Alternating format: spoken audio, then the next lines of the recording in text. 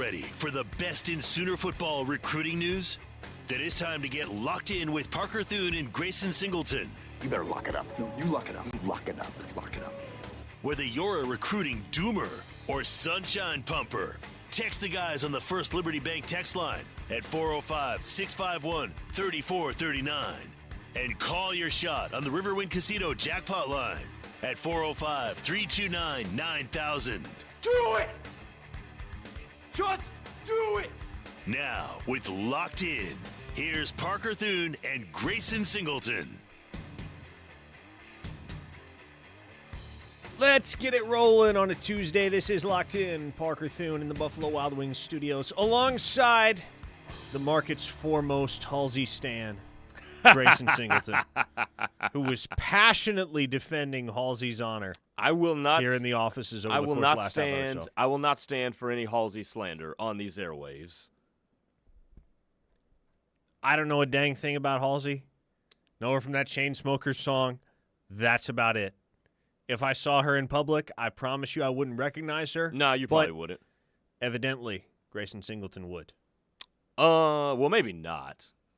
I mean, now she just, the whole, when she started going with the pixie cut, that kind of ruined the look a little bit. You're not a big pixie cut guy, huh? Cannot say that I am. Not for you? No, but I mean, I'll tell you what, her music back when I was in high school was pretty damn good. I will say that. It's gotten a little weird recently, but back then, 2015, 2016, solid music from her. Again, I will take your word for it. No, go listen. Go listen on your. You got about a half-hour drive home. I guess so. Go listen to the Badlands album. I'm not driving straight back after we get off the air though, because we do have availability tonight with the head ball coach, Brent Venables, as well as several Oklahoma players. So look forward to that. Obviously, you and I have 3 hours together tomorrow. Yes, we do. So no doubt we will get into some of the storylines that emerge from those interview sessions tonight. And in the meantime, I want to remind you as we get rolling here that the show is brought to you by Dorsey Jones GMC in El Reno. Family-owned and operated. Dorsey Jones offers some of the best service in the region, including half-price oil changes on Saturdays. And, of course, GMC has some of the best trucks and SUVs that you're going to find on the road today. Dorsey Jones out in El Reno. Many of their employees have been with the company for 20-plus years. Experienced folks that are eager to serve you before, during, and after the buying process. So check them out. Hit us up on the First Liberty Bank text line at 405-651-3439. Bank like a champion with First Liberty Bank. Text like a champion here on Locked In. You got questions about spring ball? Fire away. You got questions about recruiting? Fire away. But as we get rolling here, Grayson, I want to orient our attention back to two blue-chip prospects that happen to hail from the same state that we have not talked about in a while on this show, and understandably so. They're a little bit quieter with regard to publicizing all of the details of their whole process. They're not eager to do that, but high-end four-star guys that probably won't ever ascend to five-star territory, but should remain in that top 100 conversation for the remainder of the cycle. Both of them were at the illustrious University of Oklahoma for Future Freaks back on March 7th. That was 1 month ago to the day. And both, I do believe, Mr. Singleton, are going to circle back around to Norman for official visits come the summer. Now, whether that's going to be the final weekend of May when Oklahoma has their first big OV weekend, or whether that's going to be the second weekend of June when Oklahoma has the Champ U Barbecue, their second big official visit weekend, I am not sure. But the prospects to whom I am referring are Gideon Gash out of the state of Michigan, and one of his fellow Michiganders, the four-star edge, by the name of Miles Smith. I believe we have highlighted Gideon Gash specifically. I don't think we talked about him coming out of Future Freaks weekend, right? Yeah, I don't think we have done the same with Miles Smith. We mentioned him briefly last week. We did. We've only ever mentioned him in passing, though. And so, on that note, Grayson, let's say that for today, Miles Smith is our recruit of the day, brought to you by Keystone Property Management. You know, and I pulled up that read right as soon as you started saying that. We're on the same mind here. Hey, Keystone Property Management, serving the Oklahoma City and North Edmond area. 3-bedroom townhouses, 2.5 bath, 3-bedroom, 2.5 bath townhouses up in the OKC Edmond area. So make sure you give them a call at 405-358-7105 or visit KeystonePMOK.com. They got anything to fit what you're looking for and satisfy that budget as well. So holler at our friend Drew England for more information about Keystone Property Management. Miles Smith and Gideon Gash both. This kind of feels like the heat check for Jim Nagy in Oklahoma. And Jim Nagy, of course, is an alumnus of the University of Michigan, so has familiarity with the state. The Sooners have done a really, really good job building relationships with both Miles Smith and Gideon Gash. And Gash in particular, Grayson, is a guy that they have been all over for the last 5-6 weeks, really ever since Lamar Morgan got to town. Because when we discussed Gideon Gash coming out of Future Freaks weekend, or maybe it was just before Future Freaks weekend, the big question was, and I think still is, what does that guy play if and when he arrives at the University of Oklahoma? Let's say Oklahoma gets his commitment. What is he? Now, Lamar Morgan has a relationship with Gideon Gash because Morgan, of course, was at Michigan previously, and Gash was being recruited, to my understanding, by the Wolverines as a cornerback. Now, he could play cornerback. He could play safety. He could play wide receiver. He could play tight end. Or, I think the most natural option, at least as far as Oklahoma is concerned, is to make that guy the heir apparent at Cheetah. Because by the time he shows up, Reggie Powers will only have 1 year of eligibility left. He'll be going into his senior season. And so it's a very natural apprenticeship opportunity for a guy like Gash, if indeed he picks Oklahoma, to come learn for a year under Powers, maybe get a snap here, a snap there, get his feet wet, and potentially be the guy come 2028 when he's a sophomore. There's one way I look at this when it comes to Gideon Gash, and you look at just the broad skill set and the litany of positions he could play and excel at. Would you be getting the most out of Gideon Gash if you put him at wide receiver? I don't think you would. Would you get the most of Gideon Gash if you put him at cornerback, even though he's really good at that? I don't think you would. Would you get the most from Gash if you put him at safety? I think you'd get more, but I don't think you'd get the most. He's a quintessential cheetah. Because when you look at his frame and his body at 6'4", he'll probably be right around 210, something like that, when he starts playing college football. And you look at the wide diversity of skills. He's a big hitter. He can track the football. He's got a nose for making plays defensively, and he's got great hands. The best place to put a dude like that is to put him in a cheetah spot and essentially say, and I know I'm kind of going into Isaiah Simmons territory, and I don't want to do that necessarily, but the best thing to do is say, put him in a position where he's going to have the most freedom to use his instincts and his abilities to go make plays. And to me, that's cheetah. So I wouldn't, bury him and put him in handcuffs to one position. Just go play cheetah, which is a hybrid between a corner and a safety and a linebacker, and you go use your God-given abilities to go wreck shop against the other team. That's why, more importantly than just the numbers look of it, that's why I would put him at cheetah. I agree with you all day long. I think this is more of a Kendall Daniels type of cheetah. Bingo. If you get him to Oklahoma. Bingo. That's probably the most Kendall Daniels adjacent cheetah that Oklahoma has in the crosshairs in either the 2027 or the 2028 class. And Deshaun McCullough was supposed to be that guy, never quite lived up to the billing, wound up transferring to Nebraska. But the 1 year that Oklahoma got from Kendall Daniels in that cheetah spot was outstanding. He was valuable. He was a key member of that, I should say a key cog in that defensive machine for Brent Venables this past season. And Gideon Gash could be the same type of player, a guy that has linebacker size but defensive back ability, defensive back quickness, and just the ability to cover and to tackle in space. Gideon Gash could give you that. Now, Miles Smith, the vision's a lot simpler. I mean, this is a guy that you're just turning loose off the edge and telling him get to the quarterback. And We talked earlier, I think it was late last week, Grayson, we talked about the reality that Oklahoma might be willing to accommodate a third edge in the cycle. For the longest time, the plan has been to take two. Crew Jones already accounts for one of those spots. And so what you're looking at right now, Mr. Singleton, is a world where Oklahoma has 3 targets for at most 2 spots. You have Miles Smith. Mm-hmm. You have Samuel Nelson, Matthew's younger brother from Mountain Bryan, Arkansas, and the newest offer in the equation, Uhila Wolfgram, out of the state of Utah. By the way, got some more very, very interesting background information on him. If I told you he played a different sport growing up, what sport do you think he played? Okay, the last time you pulled this on me, it was some dude that played tennis. That is correct. It was tennis in Tyson Ross's case. Correct. Yes, it was Tyson Ross. You gonna tell me this dude played hockey? You're not far off. Curling?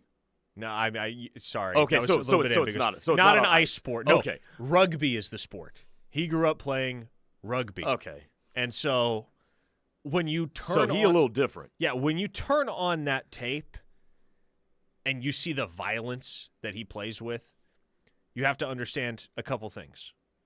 One, that translates directly from his background playing rugby because rugby is a really, really violent. Like, you got to be a different cat. Mm-hmm. You got to be a different type to play rugby. So that's what he grew up playing. His junior tape, like the tape that you will see when you click it on from his junior year, it is just his 3rd year of playing organized football and only his 2nd year of playing defense. So this is somebody that has a lot of very natural athletic traits that lend themselves well to the position, but is still learning the position. And in fact, is still learning football, Grayson. Yeah. And so that intrigues me even more, just piecing all of that together about Wolfgram's background.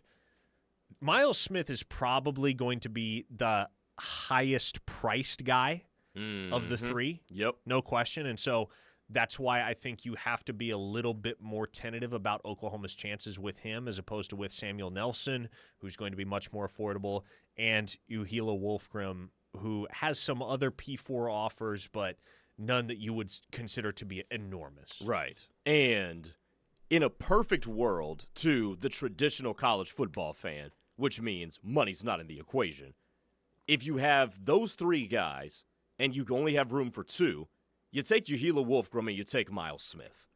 Now, as we've been talking about, I believe last Thursday, Oklahoma either has a bunch of blue-chip guys committed or is in good position with a bunch of blue-chip guys. So how many more of those will you be able to reasonably afford in the 2027 class, which could make things a little bit dicey with Miles Smith, even though you'll move some things to make sure you get that guy in the class if he wants to commit. But in a perfect world, I'm taking Uhila Wolfgram and I'm taking Miles Smith. Why? Because those dudes jump off the screen. Miles Smith is a Micah Parsons type of player. Again, type of player here if we're going to do some comps. All right, you heard him. Miles Smith going to be the next Micah Parsons. You were the one that said Mackenzie Alene was going to be a star wide receiver this year yesterday. Anyway, continue. No, but those dudes, I mean, Uhila Wolfgram, you hit it on the head when it comes to the violence that he plays with. But Miles Smith is just a different type of dude, and he's a modern edge rusher when it comes to the sport of football with the way he can rush with his hand to the ground, or you can stand him up as well. So those are the 2 I would take. But again, the financials are probably going to complicate the situation and give you another hurdle that you're going to have to evade if you want to get both of those guys into a class that already features a lot of blue chippers. I hear the modern edge rusher label, and I'm always a little bit apprehensive. Like, that always makes me squirm a little bit. Why? Because the modern edge rusher, yes, you've had some incredible hits over the years. Like, a great example of the modern edge rusher that was dominant in high school and has been equally dominant at the collegiate level is a guy like Dylan Stewart at South Carolina. Yes. Absolutely fantastic football player. He will be a first-round draft pick. Micah Parsons fits that bill. Colin Simmons fits that bill. For every guy that hits, though, that fits that mold, there's some creature, some 6'5", 235-pound looking dude that's outstanding at the high school level, and then he gets to the next level and he just doesn't have it against big-time offensive tackles. And so I'm not saying I don't like Miles Smith, but the reason why I particularly like Wolfgram and Sam Nelson is because in conjunction with a guy like Crew Jones, I think either of those guys makes a ton of sense for Oklahoma because those are old-school edge rushers. They are. They're not as lengthy. They're not specimens in the sense of being, like 6'5", 235, like I just talked about, the type of physique that everybody seems to be looking for these days in the edge rusher. No, they're both about 6'3". Sam's about 225. Wolfgram's a bit more bulked up. He's in that 245 range. But those dudes are coming off the line not to try to wriggle around somebody, but to absolutely whip their tail. And I value that. I enjoy watching dudes who come at it with that type of mindset. It's very interesting, though, because I feel like you and the Oklahoma Sooner fan base, of all people, would love the modern edge rusher because you've hit on two of them in the last 5 years with R. Mason Thomas and Nick Benito. Like, those are modern edge rushers, guys who can go from a three-point stance to standing up and rushing the passer. So Oklahoma, to me, has had a more recent track history of hitting on that, though. And that's why it's great to have a guy that fits that mold locked in early. And basically what you're saying is you don't want a whole edge room filled with guys like that. I don't want an edge room that looks exactly the same. I can see that. Yeah. No argument with me on that one. Yeah, I don't want a bunch of guys that were cut from the same cookie cutter, if you will. Yeah. And so I like the dimension that a guy like Sam Nelson or Uhila Wolfgram would add to this class and to that edge room. And not to mention, that's what you had last year with R. Mason Thomas on one side and Taylor Wine on the other. You had that diversity. Let's close up shop this segment before we hit a break with a text from Jason in Moore, who started this text with, I promised myself I would not text you guys again, but I'm giving you one last chance. Which he did promise himself that he wasn't going to text us again. Look at his previous text. Yes, his previous text reads, I'm never texting again. So let's make this good, Jason.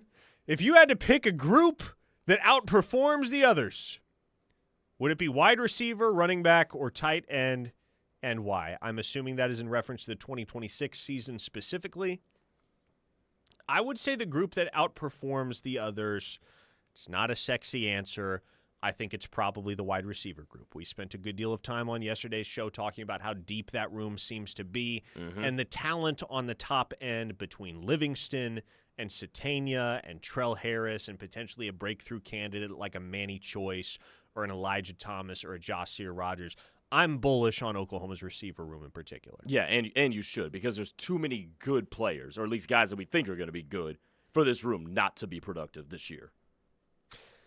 First Liberty Bank text line, 405-651-3439. That's how you get a hold of us, as Jason and Moore just did. Jason, we enjoy having you. Please feel free to text in the future. We would love to continue fielding your texts. 405-651-3439. Keep it right here on the ref. The home of Sooner fans as Locked In rolls along. Locked In is brought to you every day by Dorsey Jones GMC in El Reno. Dorsey Jones GMC is family-owned and operated with a knowledgeable, low-pressure sales staff here to help you through the buying process and half-price oil changes on Saturdays. Visit dorsey-jonesgmc.com for more information. Good times are calling your name at the Showplace Theater with acts like Randy Rogers Band, April 17th. Aaron Lewis and the State Liners, April 24th. Don Felder, April 25th.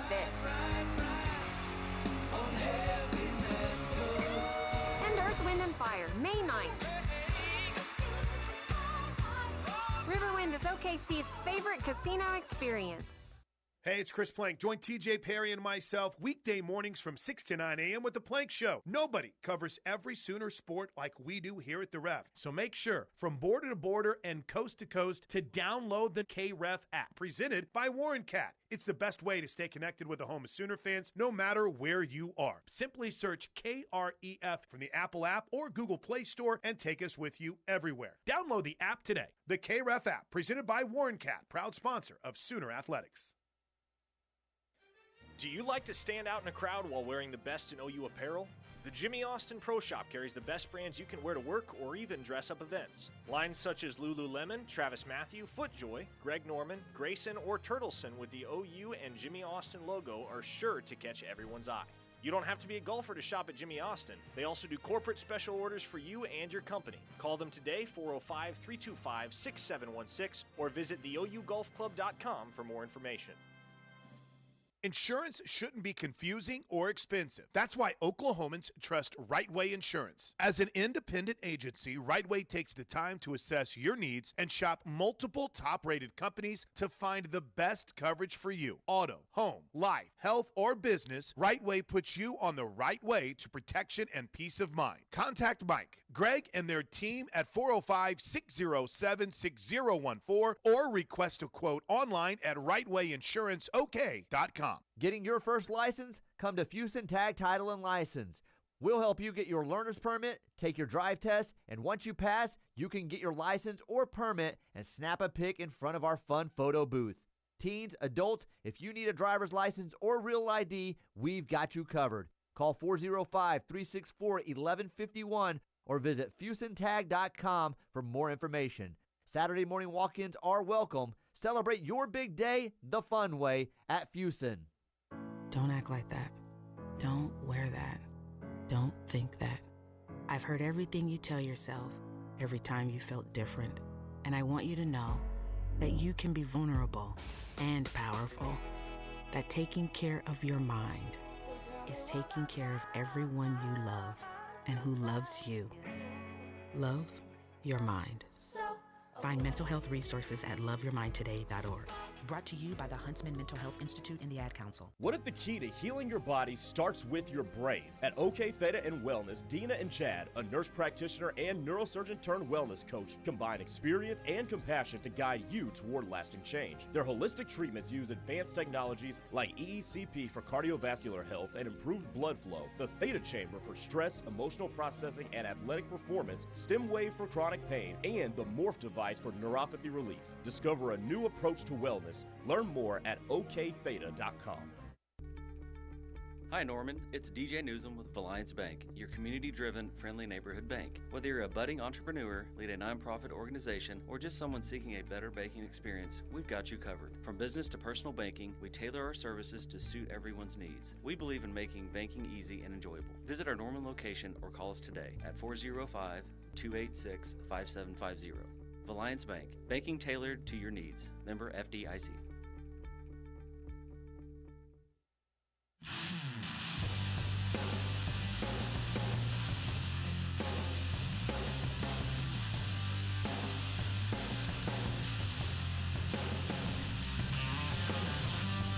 First Liberty Bank text line is 405-651-3439. A listener here in the 405 hit us up and said, since Parker is there and seems to be okay, I assume the mice did not organize a bum rush and take him down.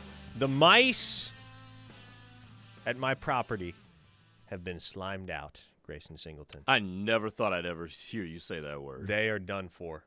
How many did you end up killing? Two more. Oh, I thought okay. there was one more. There wound up being two, but I am confident now that the mice problem has been eradicated. So what I did was I went to Walmart yesterday, went on a little shopping spree for all of the equipment that I would need to evict the mice from my shop. I used peppermint oil pouches where I thought they were hiding, where I thought they were burrowing, because peppermint oil, like mice hate peppermint oil. So you lay a peppermint oil pouch down, they're supposed to clear the hell out of there in a hurry. And so what I did was I combined those with glue traps. I got glue traps, and I figured, okay, The peppermint oil is going to smoke them out, and then they're going to get caught in the glue traps. Bang. Woke up this morning, walked out there, set down 4 traps. 2 of them had mice stuck in them. All right, then. And that's the end of the mouse problem. Okay. I hope. Now, okay, I now, hope we're now done. here's the thing, though. Did you slaughter the mice after you trapped them, or you just put them in the trash They can? were still alive, so I just hit them over the head with a shovel, and that was that. Okay. All right. Quick, easy. They didn't suffer, so that's cool. Yeah, and even if they had, I wouldn't have cared. They're mice. I mean, okay, yeah, true. Sorry, yes. PETA. Not sorry, actually. I will never apologize to PETA. Never sincerely, at least. Hey, Spartan Sooner says, do you think they could get Gash up to Kendall Daniels' size? I mean, not right away, obviously. That'd be a pretty daunting undertaking. Yeah, I don't know that he's ever going to be 240 pounds, but he could be like 225, 230. Yeah. And I'd be down with that. Mm-hmm. There was a listener from, what is the 386? That's Florida, isn't it? It is. Mike Leach was a 4-year rugby player at BYU. Give me all the Utah rugby players. So what you're saying is Uhila Wolfgram's going to be the next Pirate. Huh? That's it. That's just a guy that for the coolness factor alone, you feel like you have to have in the class because you hear the name and it's awesome. And then you see the headshot and you're like, yes, I want that guy wearing crimson and cream. Because he looks like an action figure. Yeah, that was the dude with the big neck, right? Big old neck. Yeah. Highly athletic neck. Pause. If we were evaluating... That's all I'm going to say. If we did evals, if the recruiting industry did evals on necks alone, that man is a 5-star and potentially the number 1 overall prospect in the 2027 cycle. Yeah, I would agree. I also never thought I'd be so uncomfortable talking about somebody's neck. It's only as uncomfortable as you make it. Okay, this is fair. Sooner Tex asks, do NFL defenses feature cheetah positions? I mean, that not nominally, no. What is the cheetah at Oklahoma becomes, I mean, I guess the closest thing to it would be the nickel in the NFL. Yeah. And the guys that have tried to play a position similar to cheetah, it hasn't really worked out in the NFL. Like Isaiah Simmons didn't work out. Jamal Adams was kind of up and down. Mm-hmm. There's only really 2 in recent memory that I can think that have done it well, and that's Tyrann Mathieu and Kyle Hamilton. But hey, good news is, if you're an OU football fan, you don't need any of those guys to pan out at the NFL level. All you need them to do is contribute to championship football in Norman, America. General Booty's lieutenant says, so Wolfgram's neck has some girth? Somebody on the YouTube chat said that at the exact same time. Yeah, it might have been the same person. Who knows? But yes, his neck does indeed have some girth. A 405 listener says, next level eval by Nagy. Indeed. Papa Boganowski says Derwin James, yeah. Where'd he play collegiately? Was Florida it Florida State? Yeah. Doesn't he play more traditional safety than Kyle Hamilton does? I do not watch. Correct me if I'm wrong, Papa Boganowski, but I thought he played a little bit more traditional safety. I could be wrong. Elsewhere on the First Liberty Bank text line, Frisco Sooner says, unfortunately, I fear PJ Adebawore is teetering on being one of those busts you guys were talking about. I think you will find out very early in the season whether or not that's true. Love that kid, but it is time to not only perform but to dominate. That kid has too many freakish traits not to be an absolute monster. And to that point, Frisco Sooner, one guy that I am exceedingly confident gets drafted a year from now is PJ. And I have no idea what he's going to do on the field this fall. He could have 1 sack. He could have 10 sacks. But I feel very confident, regardless, he's getting drafted next April because he does have those freakish traits that you talked about. And that's really, that's all it takes at a certain level. As long as the tape is there, as long as they know you're a decent football player, at least. It was this way with Jonah Laulu. Y'all remember Jonah Laulu? He was here for 2 seasons, 22 and 23. Never did much of anything.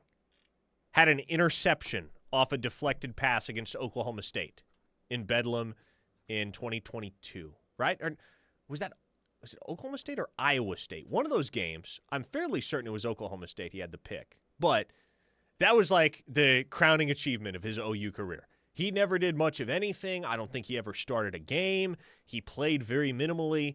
But then he gets to pro day, and he dominates testing, basically every phase of testing. And he's a 7th-round pick of, was it the Raiders that drafted him? It's the Raiders that he's with now, and he's actually become a starter for them. Yes. And so PJ is somebody that because he has those cartoonishly long arms, and he will test really well, and he bends really well, and the measurables are going to be impressive, he's somebody that is going to get a shot in the NFL. Now, whether he's being selected with a day 1, day 2, day 3 pick next year, that's entirely dependent on what kind of season he has in 2026. That's what's at stake for him. It's not whether he'll get drafted, it's where he'll get drafted. But no doubt, the casual Oklahoma fan, like we were just talking about, could care less where a guy gets drafted as long as he's making plays on Saturdays. Right. And in your mind, what do you think has, outside of the injuries, and maybe it is all of the injuries, but you mentioned all the testing and the measurables and the long arms and all that. What do you think it is to why he hasn't been able to produce, maybe not consistently, but produce at all in an Oklahoma uniform? Or is it just all health? Yeah, I think it's a combination of a bunch of things. Early in his career, he played, like, you go back to his true freshman year in 2023, he played quite a bit. He was on the field a lot. And he was 242 pounds at the time. So he was significantly under where they wanted / needed him to be in order to trust him with more reps. But 6'4", 242 true freshman version of PJ was seeing a lot of action, a lot of rotational snaps for Oklahoma. Then his sophomore year rolled around. He got hurt, was never quite right, had 2 bum ankles all year. 2025 comes around, and, well, guess what? You got R. Mason Thomas playing really well off one edge, and you got Taylor Wine playing really well off the other edge. Like, PJ wasn't chopped liver in that rotation last year. He was still getting a decent amount of run, but the big-ticket items became R. Mason Thomas and Taylor Wine. And there are only so many sacks to go around. There are only so many game-wrecking plays and game-wrecking opportunities to go around. And Taylor Wine and R. Mason Thomas just ate those up. And so for PJ, I don't know exactly what his share of the snap count looks like in 2026. And as we talked about last week, it's hard to project that right now because he is injured and he's going to miss spring. He's coming off an off-season procedure, and that's going to give more opportunities, more reps, more chances to earn the staff's trust to not only Taylor Wine, who's obviously going to play as much as he possibly can play in 26, but to Danny Okoye and to Kenny Azawalu and to a couple of those guys that are looking to break into the rotation for the first time, and Wyatt Gilmore and the true freshman, Jake Krell, C.J. Nixon, guys like that. So I think this is, and to loop back to the original text from Frisco Sooner, he said, I fear PJ is teetering on being one of those busts you guys were talking about. Definitionally speaking, I think if PJ winds up with 3 or 4 sacks in 2026, categorically, definitionally, he probably will go down as a bust. Relative to expectations coming in, I think the average Oklahoma fan for years to come will regard the PJ Adebawore experience as a disappointment, and that's fair. But the other side of that, the other angle to that, Grayson, is that fortunately, Oklahoma's not been in a position at that position where they have needed PJ Adebawore to live up to that 5-star billing because they've gotten phenomenal play over the last couple of years from R. Mason Thomas, and then, of course, in 25 from Taylor Wine. Now, here's the thing. I'm not ready to go there in terms of the book being closed that he's a bust. Because you and I talk about this with 5 and 4 stars all the time, is that sometimes they translate right away, sometimes they don't. And there's certainly been some injuries involved here. Yeah. And what we cannot be neglect to say is that he did show improvement in 2025. He did. He got on the field. He played the run really well and actually showed up and made some plays. They weren't hugely consequential plays. That's why you don't recall them very quickly. But he did flash something. And if he goes out there and has a 6-7 sack season and works his way into maybe being a second, third round pick, then I wouldn't say he was a bust. Was he a little bit of a disappointment? Okay, sure. I mean, you think 5-star defensive end, you think multiple seasons of 8-9 sacks. I get that. But if he comes on and gives you 6-7 sacks, some of them are consequential in big-time moments, I don't know if I'd say he was a bust necessarily. So I'm not ready to close that book just yet. And keep in mind this as well.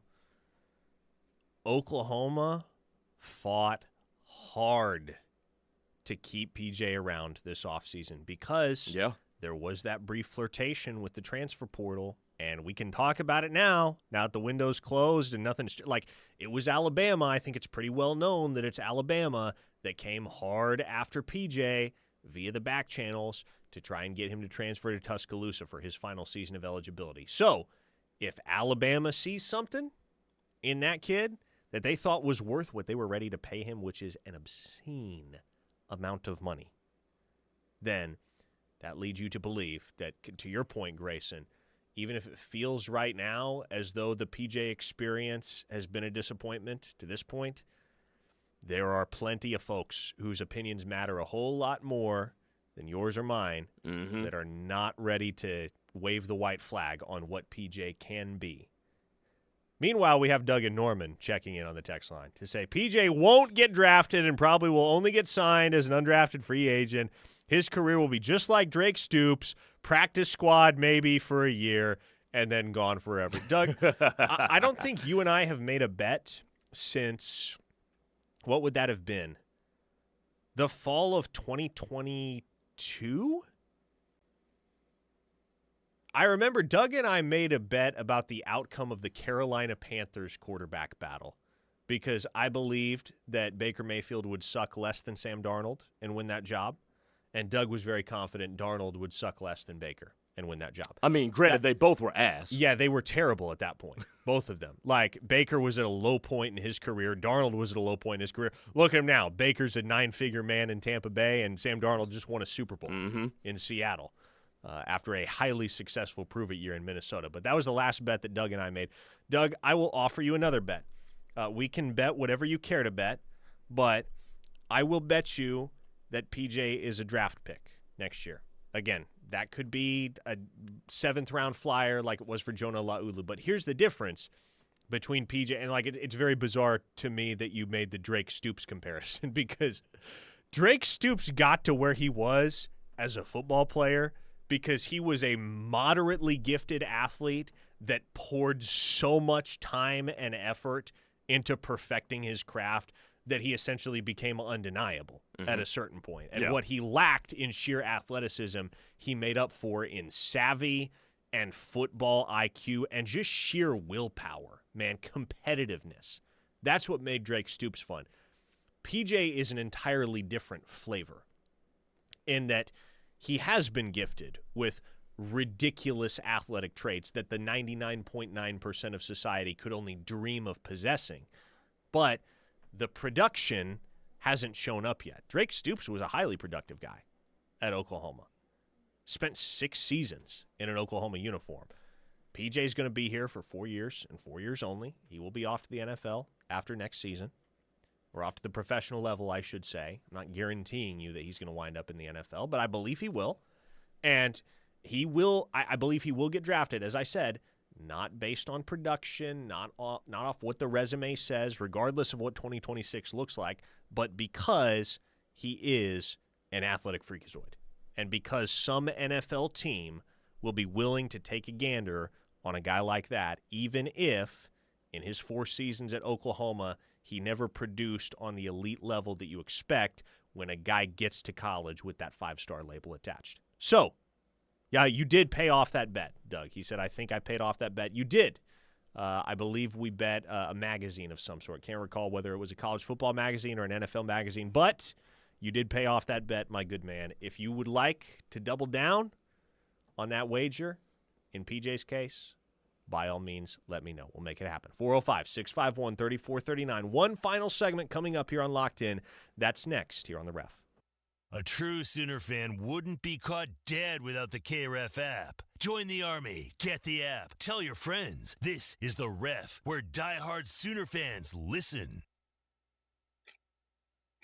From the bench to your defense. Tracy Schumacher, a former district judge, former Cleveland County prosecutor, and now your voice in a DUI fight. Your driver's license could be at risk. Time is critical. If you've been charged with DUI in Cleveland, McLean, Grady, or Garvin County, you need someone who knows how the system works. Schumacher Law Group at 405-701-1882 or visit lawgroupok.com. From the bench to your defense when experience matters. Hi, everybody. Toby Rowland here for one of my favorite places to golf, the Trails Golf Club in Norman. The Trails offers great golf activities for the entire family. Men's and Ladies Golf Association events, summer junior golf for the kids, plus club fittings throughout the year. The Trails also has great family social events, monthly special dinners, plus holiday brunches and catering. When you're looking for the perfect place to golf, check out the Trails Golf Club in Norman. Contact Zane Alexander today at 405-364-3790 or visit trailsgolf.com.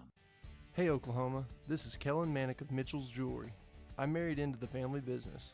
For 20 years, my in-laws have been traveling directly to the diamond rooms of Antwerp, Belgium to select stones. Now I'm headed to Antwerp for the first time, and it would be my honor to help you with a diamond upgrade, a new pair of earrings, or even the engagement ring of your dreams. Come see us at Mitchell's Jewelry at 2201 West Main Street and ask how your diamond could be free. Mitchell's Jewelry, family owned and operated for 45 years, and where Oklahoma gets engaged. What does VA mean to me? A place for my daughter to call home, thanks to the VA Home Loan. A new lease on life. The best healthcare team I've ever had is here at VA. And education, and the opportunity to open doors I never thought possible with my GI Bill. The financial support I need to manage the disabilities I developed because of my service. Get what you earned. Visit choose.va.gov. Not all veterans are eligible for the type or amount of benefits mentioned here. Hi, this is Martina McBride. With online news, social media, and texting available 24/7, the world seems to be spinning faster and faster every day. And it can be overwhelming. Sometimes we just need to unplug and take a break from our electronic devices. It can help reduce stress and allow us to reflect on the things that are really important in our lives. This message brought to you courtesy of the United States Air Force.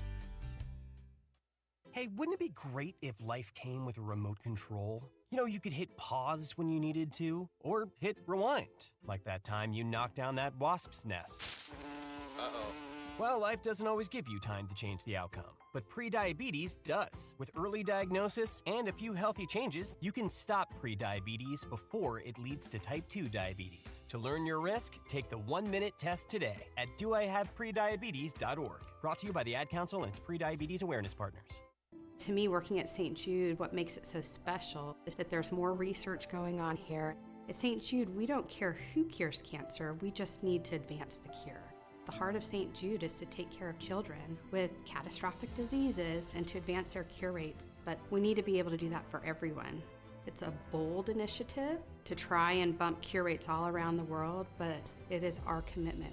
Finding cures, saving children. Learn more at stjude.org. Do you have gardening or planting projects coming up? Don't forget to call OE first to avoid hitting buried utility lines that could lead to costly repairs. OEC and OEC Fiber depend on underground cables and lines to power and connect over 100,000 homes and businesses across central Oklahoma. This vital infrastructure helps ensure we can continue providing reliable, safe service. Please keep yourself and others safe by calling OKI, that's 811, before digging this spring. OEC and OEC Fiber, the power of connection.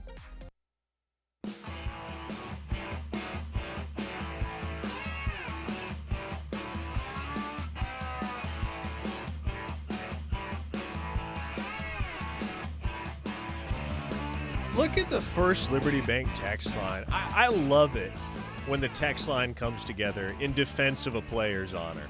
Because usually the text line denizens are coming together to assert that this guy sucks. But no, Many of them coming to defend PJ Adebowere's honor. By the way, Doug and Norman did say the bet is on for PJ's draft status.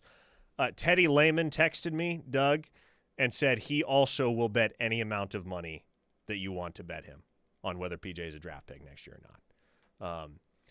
He also said PJ is not a bust, not even close. And again, like if that's a guy that goes out and has a modest year in 2026 and he only has 3 or 4 sacks, relative to the 5-star billing, that's going to be a guy that many fans will regard after the fact as a bust. But it really doesn't do justice, I don't think, to the reality of PJ's circumstances or how well he did play in 2025. And as many of you guys pointed out, even though he wasn't stuffing the stat sheet, he did show up for the Sooners in 25. Had a good game against Tennessee. Several of you made mention of that. And he did.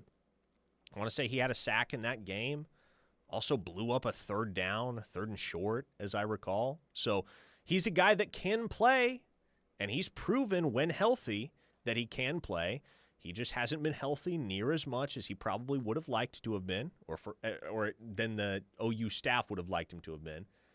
And when he has been healthy, especially last season, I think the reality of the situation was you had 2 guys in R. Mason Thomas and Taylor Wine that became the meal ticket guys at defensive end. And at a certain point, those dudes weren't coming off the field unless they had to. But we know how Miguel Chavis likes to manage the room. We know how Brent Venables likes to rotate on defense. We know how valued defensive depth is at Oklahoma. And talk to anybody in that building about why Oklahoma was as good as they were in 2025, why they managed to win 10 games and go to the college football playoff. Guarantee you 80% of those folks, if you ask them to give you a list of bullet points as to why last year was possible and the results of last year were possible, they will point to defensive depth. They will point to the fact that the Sooners at every single position had numerous guys that could come in off the bench in relief of another guy, and you would see no distinguishable drop-off in terms of the level of play. Which is interesting, because one of our questions that you and I have asked for the last couple of months is, will they have that again this year? Will it be the same as last year, where no matter who's in the game, there's not going to be a drop-off between the 1s and the nominal 2s? That's going to be interesting going into this year. And I think it puts a little bit more pressure on the offense to be better as well.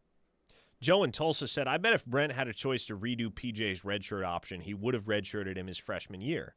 I would even think about it now if I was him. Get healthy and get smarter. Come back in 2027. Wine will be gone and he will start. He isn't starting this year over Okoye or Wine or even Wyatt Gilmore. I bet he has the 4th most reps at defensive end this year behind these last 3. Okay, so that's a very cynical spin on the PJ situation. I will tell you this, Joe. Here's the very simple reason why Oklahoma wouldn't redshirt PJ in 2026, even if that thought was planted in anyone's mind in the Switzer Center.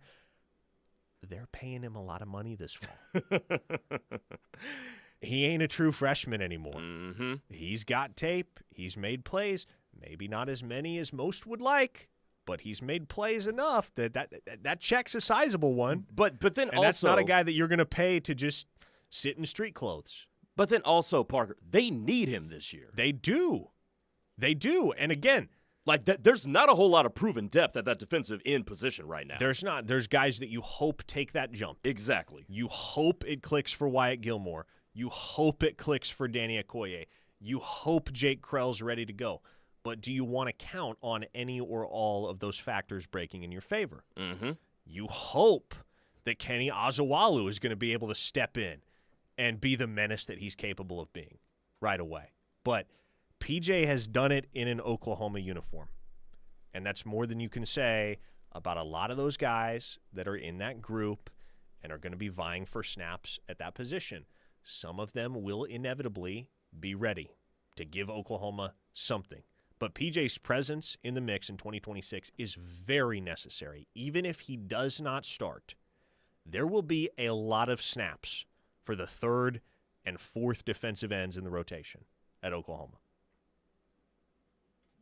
No, there will be. And there were last year.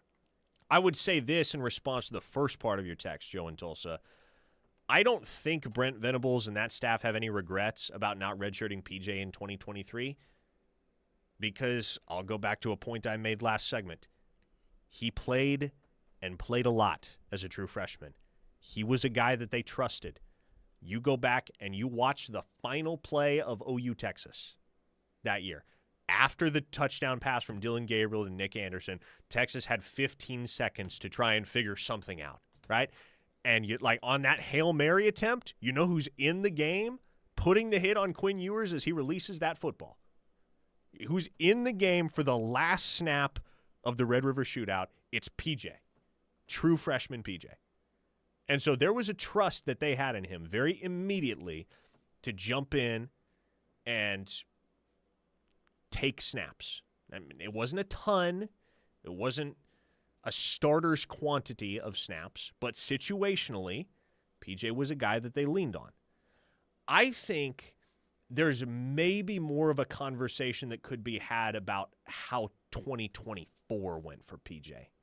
And I think there's a lot that if the folks in that building could have over from 2024, they would probably treat differently. The results bear that out. They went 6-7. It was kind of a season from hell. We all remember it well. But PJ wasn't healthy all year, and he played very minimally. He started out the season with one ankle injury, then he hurt the other ankle, and he was just never himself. And you might be able, if you were to inject Brent Venables with truth serum, you might be able to convince him to admit that it would have been better for the program and for PJ in the long run if he had just taken that red shirt in 2024. But I certainly don't think that would be the case for 2023. They trusted him in 2023. Justin and Kawita adds, PJ's experience and leadership in the locker room is worth a lot on its own. Yeah, I mean, Taylor Wine has inherited a leadership role in that edge group, and we've talked about that. He's the guy leading extra work for the defensive ends after practice. But PJ's been here every bit as long as Taylor Wine has. They came in together in that 2023 class, and you need those elder statesmen always. Luke says the 5-star ranking has broken people's brains. PJ is not even close to a bust. Yeah, and that type of lingo, again, it's so overplayed in today's society. Yes, if PJ doesn't break out in a big way statistically in 2026, there will be people on the internet and on the text line and everywhere next summer calling PJ a bust for what he did or didn't do at Oklahoma. And that's just, it's really not fair. So I'm glad to see that the text line is coming to PJ's defense today. This is good. This is good. Trucker B says, I got your bet, Parker. If Parker wins, Doug can't text anymore for 2 full years. If Doug wins, then Parker can't ever use any more fancy words on air. We all win. This is the thing, though, Trucker B. I want to continue hearing from Doug and Norman. I do, too. Yes, Doug is – I know some people don't like him, but what is life if everybody's on the same wavelength? Yeah, we don't want to create an echo on the chamber same here. We don't want to create an echo chamber. Like Doug that, is the type of that's dude. not fun. No, and he's the type of guy that, and not all of his texts are intended to cause dissension either. And a lot of them are reasonable, He too. texts quite frequently with plenty of reasonable opinions and some that are a little more outlandish. And we love that. We welcome that. Also, if you ever get the chance to meet him in person, very nice dude. Doug's a really nice dude that has lived an incredible life. If you get the chance to interact with him, whether at the 68 team giveaway or wherever, you'll enjoy sitting down and having a conversation with Doug. Colin Claremore says, Jaden Jackson doesn't have great stats either, but similar to PJ, he doesn't get moved in the run game. They will be drafted for the same reason. Doug and Norman says, the bet with you, oh, here we go. He defined his terms. Bet with you is a mostaccioli dinner for you and Rebecca. Bet with Teddy will be an enchilada casserole dinner for he and his family. I can get down with those terms, Doug. And I imagine Teddy will as well. Doug makes a good mostaccioli. Have you been around when he's brought one into the office? That's the other thing about Doug. He just brings us lunch randomly sometimes. I'm trying to think. Yes, he has. He has once, yes, since I've been here. Doug, you're the man. I look forward to eating your mostaccioli when PJ hears his name called in the NFL draft next April. And with that, folks, we will call it an afternoon here on Locked In. But good news is, you don't have to go anywhere. We're done. You don't have to be. The Rush is coming up next with the Buckus Award winner, Teddy Lehman, and Tyler Machine Gun McComas. Going to be a fun show. It always is. And we look forward to talking again with y'all same time, same place tomorrow here on The Ref, the home of Sooner fans. For Grayson Singleton, I am Parker Thune. Y'all take it easy.